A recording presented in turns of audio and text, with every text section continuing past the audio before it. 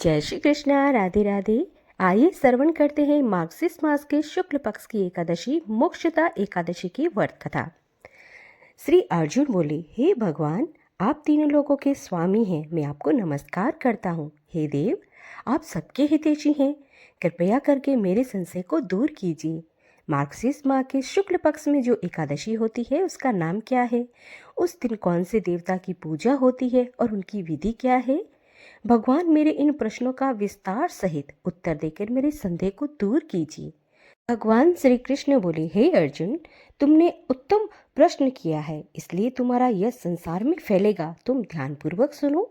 मार्गशीर्ष माह के शुक्ल पक्ष की एकादशी अनेकों पापों को नष्ट करने वाली है। यह मोक्षदा के नाम से प्रसिद्ध है। इस दिन श्री दामोदर भगवान की पूजा धूप दीप नैवेद्य आदि से भक्ति पूर्वक पूजा करनी चाहिए। हे अर्जुन, अब मैं एक पुराण की कथा तुमसे कहता हूँ। इस एकादशी के व्रत के पुण्य के प्रभाव से नरक में गए हुए माता पिता पुत्र आदि को स्वर्ग की प्राप्ति होती है। इसकी कथा इस प्रकार है, तुम ध्यानपूर्वक सुनो।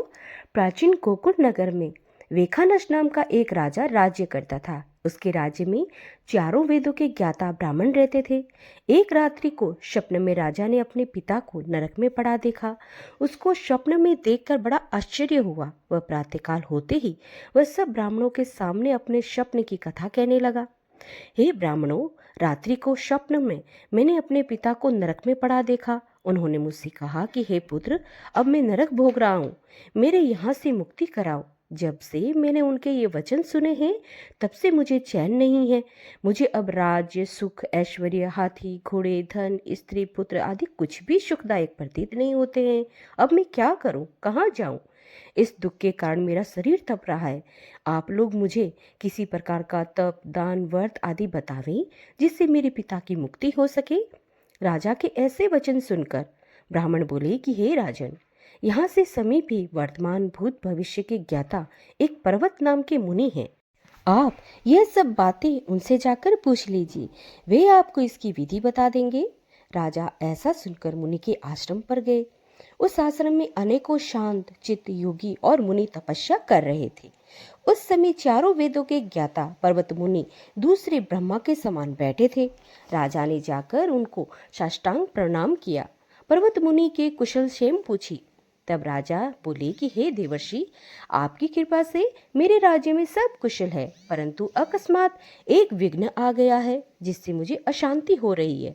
अब आप कृपया करके मेरे इस संशय को दूर कीजिए। ऐसा सुनकर पर्वत मुनि ने एक मुहूर्त के लिए नेत्र बंद कर लिए और भूत भविष्य को विचारने लगे। फिर बोले, हे राजन, मैंने योग बल के द्वारा तुम्हारे पिता के समस्त कुकर्मों का ज्ञान प्राप्त कर लिया है। उन्होंने पूर्व जन्म में कामातुर होकर शौत कहने पर अपनी दूसरी रानी को ऋतुदान मांगने पर भी नहीं दिया।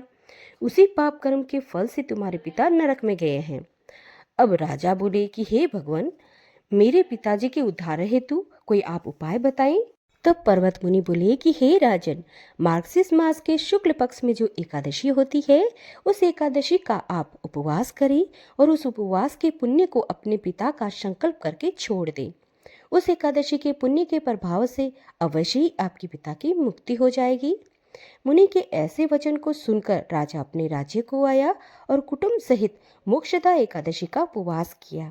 उस उपवास के पुण्य को राजा ने अपने पिता को दे दिया, अर्थात संकल्प करके छोड़ दिया। उस पुण्य के प्रभाव से राजा के पिता को मुक्ति मिली और वह स्वर्ग को जाते हुए अपने पुत्र से बोले, हे पुत्र, तेरा कल्याण हो। यह कहकर वो स्वर्ग चले गए। मार्गशीर्ष माह के शुक्ल पक्ष की एकादशी को जो ये व्रत करते हैं उनके समस्त पाप नष्ट हो जाते हैं और अंत में स्वर्ग लोक को चले जाते हैं। इस व्रत से बढ़कर मोक्ष देने वाला और कोई दूसरा व्रत नहीं है। इस कथा को सुनने व पढ़ने से वाजपेयी यज्ञ का फल प्राप्त होता है। यह व्रत मोक्ष देने वाला चिंतामणि के समान है। तो सभी भक्तों से निवेदन है कि एकादशी का व्रत आप सभी अवश्य करें और कथा का श्रवण करने से तो वाजपेयी का यज्ञ प्राप्त होता है और सारे पाप नष्ट हो जाते हैं। तो भक्तों, यहाँ पर कथा का विराम होता है। आप सभी को मोक्षदा एकादशी की बहुत बहुत शुभकामनाएं। श्री कृष्ण गोविंदे हरे मुरारे, हे नाथे नारायणी वासुदेवा, श्रीकृष्ण गोविन्द हरे मुरारी। हे नाथे नारायणी वासुदेवा, जय जय नारायणी नारायणी नारायणी, लक्ष्मी नारायणी नारायणी नारायणी, स्वामी नारायणी नारायणी नारायणी, जय जय नारायणी नारायणी नारायणी। हरे कृष्ण।